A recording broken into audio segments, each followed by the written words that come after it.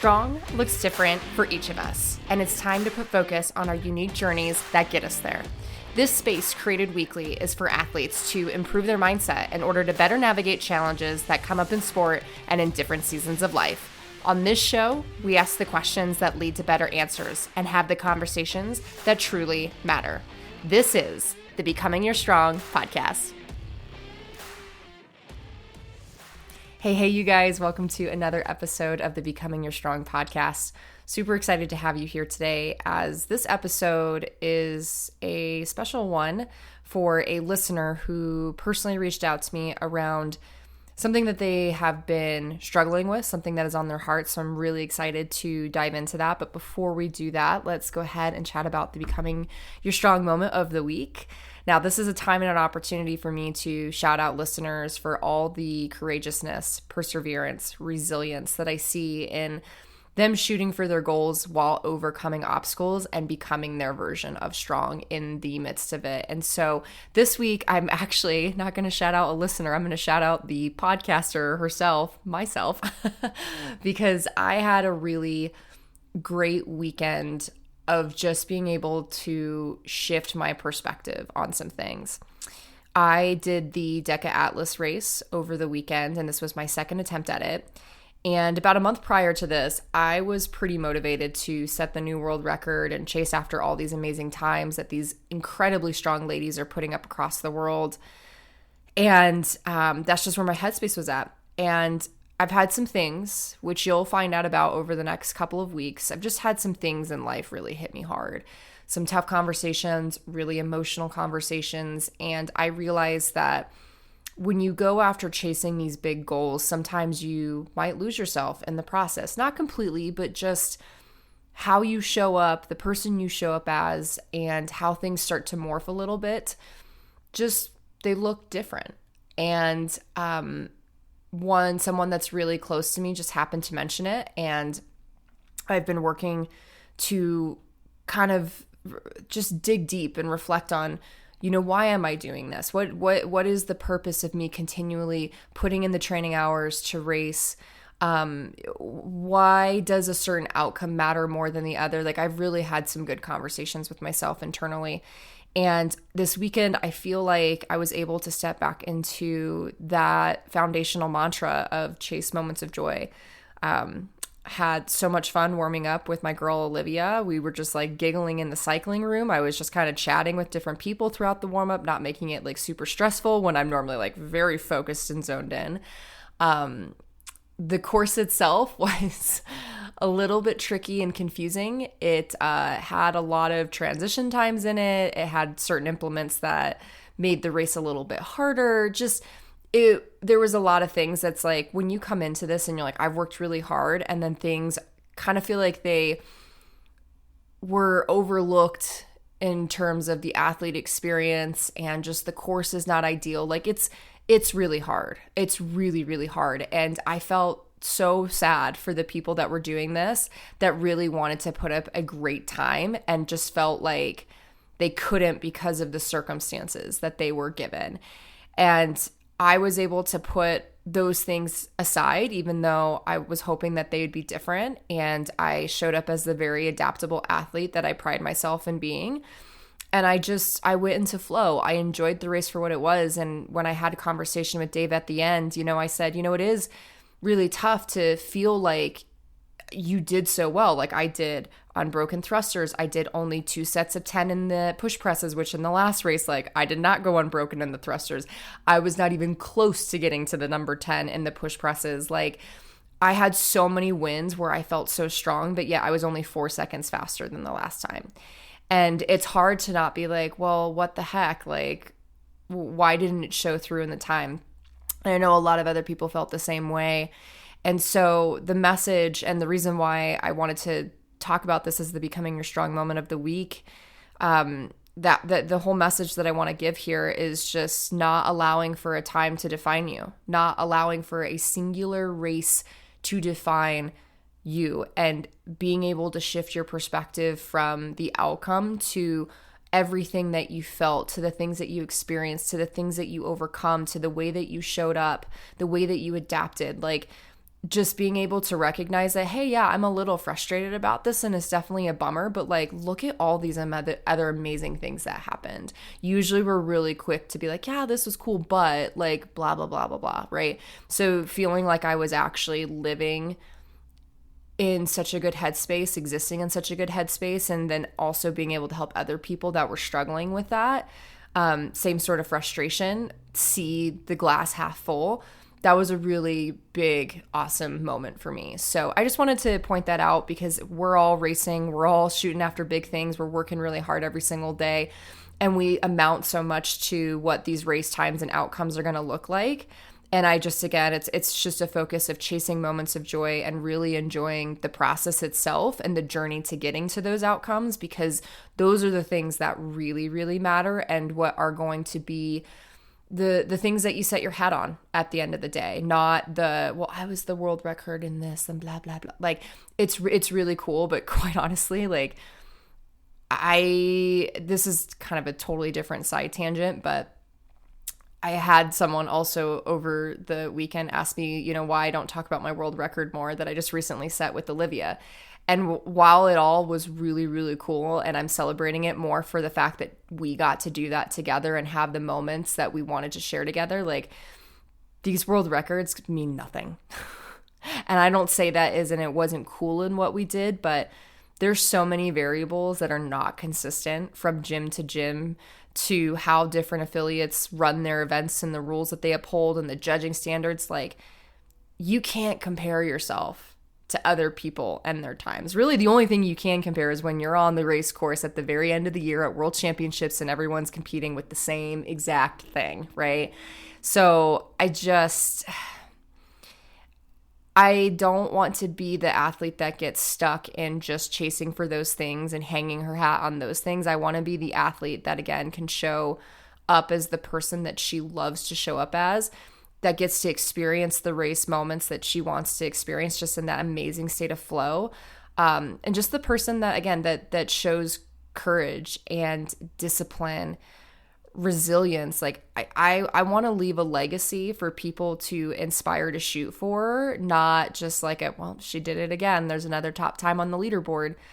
It's just not what I want to do. It's just not my purpose. So anyways, long tangent there, but I hope you got something out of that.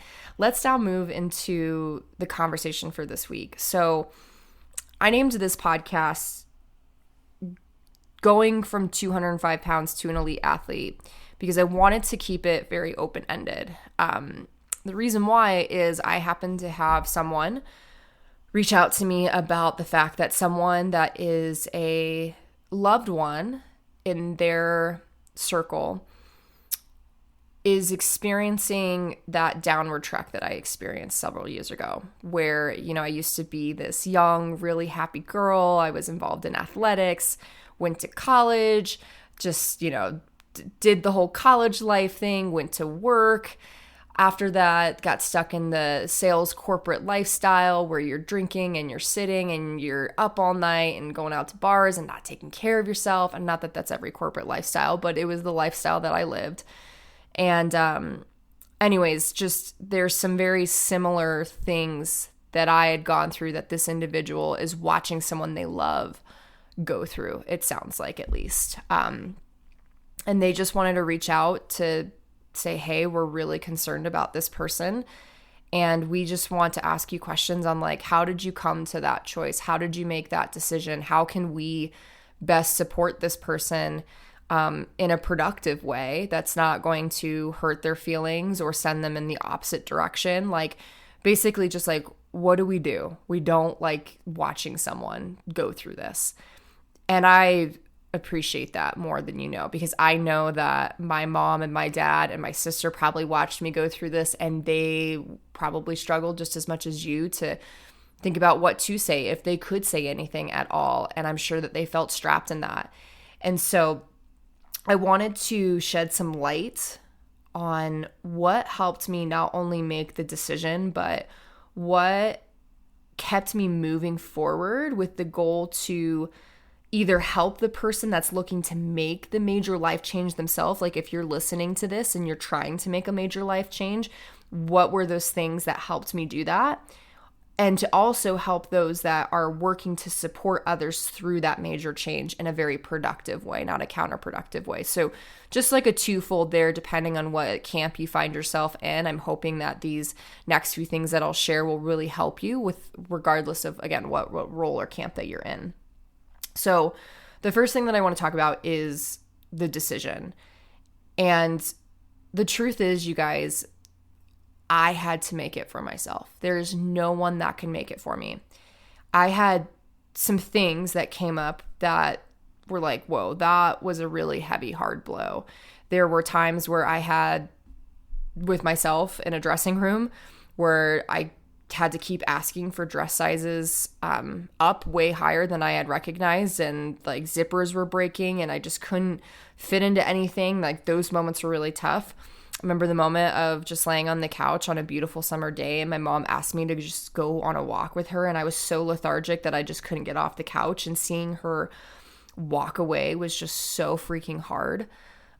There were a lot of those moments that I had that just took tiny blows to the heart, and I was just like, okay, this sucks. And what really made me make the decision was a combination of all those moments, and just the simple feeling of like, I am so sick and tired of feeling sick and tired. It was just as simple as that. And no one can make that decision for me. No one else could help me realize that. I needed to realize that. I had to hit rock bottom in order to get to that point.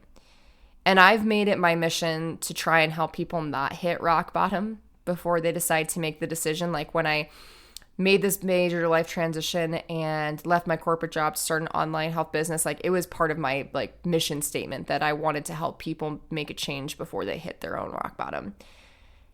And for the person that's listening to this that asked me the question that's like, hey, like, how did you make the decision? How can we maybe help this person make the decision quicker? I hate to share this, but there's nothing that you can do. And I hope that you find like at least a little bit of peace in that, and the fact that like, this is not your job. It is not your responsibility to do this. Now, while you might be a parent of this individual, it is still not your responsibility. And if you try to make it your responsibility, even if they do make a decision to make a difference, it will not be long lasting. This is going to be really hard for you to swallow, but they need to go through it. They absolutely need to go through it, because had I not gone through it, I would not have stuck with it. And that brings me to the next point, which is the messy middle, right? Of, okay, now I've like made this decision that there's got to be more for me in this lifetime. Like, what do I do in order to get from point A to point B? I also had to go through the shit. I had to go through the hard and the things that didn't work out. I did the crash fat diets. I did movement that didn't serve me. I arguably did way too much movement and a scary amount of working out because I thought that's what you had to do. I tried to do everything at once, to change everything at once, and that only led to me getting burnt out. All of those moments, though, taught me how to listen to myself and to do the things that brought me joy versus constantly asking and researching what everyone else was saying was going to work. Now, while I literally make money, it's my job to help people do just that, to give people programming to succeed in athletics or to succeed in body composition, whatever goals that they have. I totally understand wanting to get that validation and that help from other people, but it's more of an outsourcing.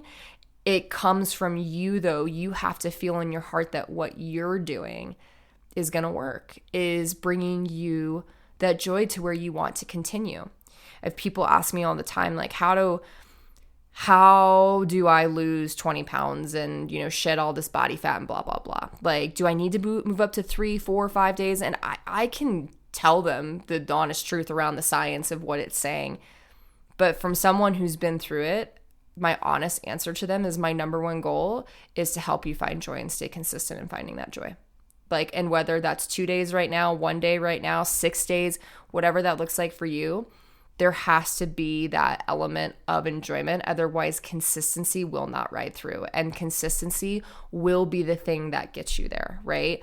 Now, that consistency isn't just a few weeks or a couple of months or a year for that matter. This is several years in the making, you guys, and there's still things that I'm working on. But again, all of this to kind of backtrack here, I had to go through that messy middle and that really cruddy part of not knowing what to do, not knowing the how, feeling lost, feeling like I was just like turning wheels in mud, not enjoying anything that I was doing, in order to really have highlighted to me what it is that would be better serving to me. And that is a very powerful process if you're able to look at it that way, right? It's tough because not everyone has the ability to see it from that perspective. Usually they feel if like all these doors are being shut in their face that like, okay, well, this clearly wasn't for me. So it definitely takes being able to find the balance between the two of, it's not that it's not that it's not meant for you. It's just that maybe you're jiggling on the wrong door or doing the wrong things. And that's what I recognized is I was doing the things that other people would say would make me successful, not doing the things that was going to make Kayla successful, which is, again, finding the things that brought me joy, keeping me consistent. And then before I know it, it brought me to the third thing I want to bring up, which is what kept me going long term. I will say this, and this is the part, unfortunately, that has really messed me up in the head, is that when people, of course, start saying that they are seeing results and they are seeing you look absolutely fabulous, that feels amazing. No one will say that that doesn't feel good when people notice you. Unfortunately, at the same time, that creates that demon in our heads, that subconscious thought of like beauty and skinny or looking a certain way or behaving a certain way, like this is what people accept, and therefore I am enough when I do this. And so now, flash forward, I've had conversations around my worries with body composition and changing pretty rapidly over the last, couple of months to last year, just ever since going all in on DECA. Like, body image is a very real thing for me. And like, I get nervous sometimes that people are like, wow, she looks a little heavier. Like, I wonder if she's letting herself go, or is she really the trainer that she says that she is, where she's one of the best? And should I really work with her? Like, those are real thoughts that go through my head, you guys. And I know that other people are having those thoughts as well too. Not maybe the same ones as mine, but is she letting herself go? Is she backtracking? You feel like your enoughness is tied to what you look like. And that sounds so vapid. It sounds so surface level, but it's real. And I'm being totally honest about those things. So all of that to say is that was a piece that did keep me going, was the positive reinforcement of how good I looked. But I would shy away, especially for those of you in the support role, from doing that. I would talk about more of like the twinkle in their eye, like the fire being back. And I personally shifted from what it is that I wanted to look like to what it is I wanted to be able to accomplish. The moments that I wanted to create on this earth and in this lifetime. That's what kept me going, was that very, very pivotal shift. And that is a conversation that you absolutely have to have with yourself if you're going through this, is what are the moments that I want to experience in life from anything flies underneath that category, right? So just take out a pen and paper and dream really big to all the things that you want to try to experience. And it's also a great conversation for those of you in that support role to have with your loved one. Things like, hey, I noticed that the spark just might be missing, that the fire isn't really there. What are you excited about right now? Like, what are the things that you're working for? And leave it open-ended. It could be career, it could be physical, athletic type based things. Leave it open-ended for them and follow up with the questions of, that's awesome. Who do you need to show up as in order to do the things that light your heart on fire? I wish that I asked myself those questions. I wish I had conversations with other people around those things, because I think that shift, that pivot would have been a heck of a lot easier, but I'm very grateful that I was able to make it on my own and stick with that. So again, whether you're looking to go through a major life change like I did, or whether you're trying to support someone through that, helping yourself or this person create the shift from what do I look like to what it is that you want to be able to do in the moments that you want to create is everything. it's everything, because I can tell you that there's only so long that that number on the scale is going to actually matter and that they're actually going to give a shit about it, especially when they've had really tough life events and all they want is a damn pint of Ben and Jerry's. Like, I'm telling you, it's just so surface level. You have to find that deeper rooted reason. So those are honestly the things that I wanted to pinpoint in my journey that made all the difference. Of course, there were other things in between, such as like, I let myself have fun. I let myself enjoy the process. I let myself have the cheat meals. Like, these are all things you guys know and have heard about. But I don't want to give you my exact journey. I just wanted to give you high levels of just the things that I feel like really matter. And I wanted to leave a message for both camps. So the message that I want to leave for the person that is supporting another loved one through this process: there's nothing harder than watching someone you love go down that path. You might not be able to play a role in the decision and how quickly that change is made, but you will absolutely play a huge role in the conversations that happen thereafter. Again, I encourage you to come at it from a view of who they want to be and the moments they want to create in their life, and be the biggest cheerleader in supporting those aspirations. Now, the message that I want to leave to those of you that are going through a major life change and are on the edge of making that big decision: look for the signs that the universe is leaving you.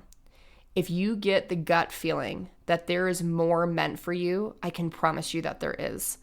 The thing you have to remember, though, is to not get stuck in the how.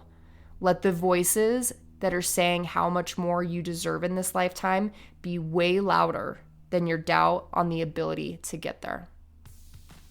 Thank you guys so much for showing up for you today, and I hope that this episode truly helps. Again, please help inspire and change other people's lives by sharing these messages with one another.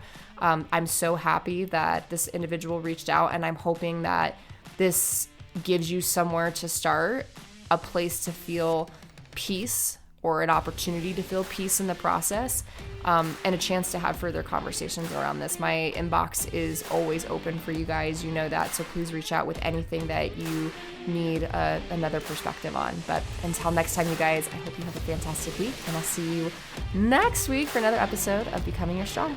See you then.